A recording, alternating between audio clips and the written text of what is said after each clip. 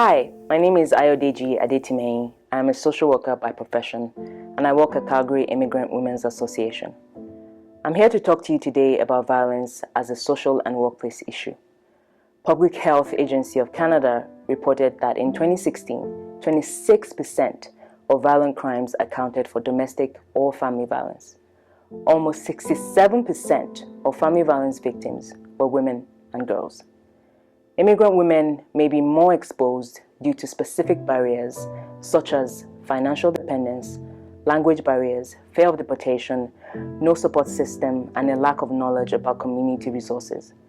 Domestic violence often rises following disasters.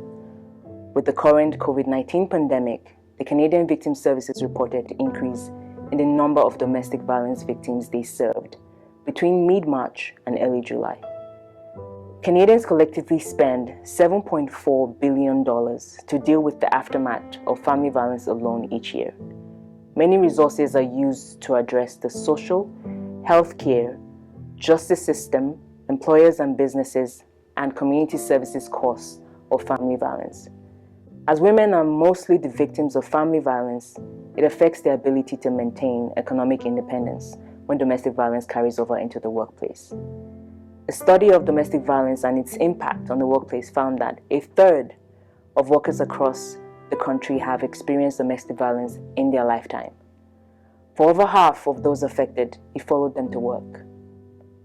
A victim or others can be at risk from an aggressor in the workplace, so domestic violence becomes an issue when it follows the victim to work. Domestic violence affects everyone, including employers and co-workers.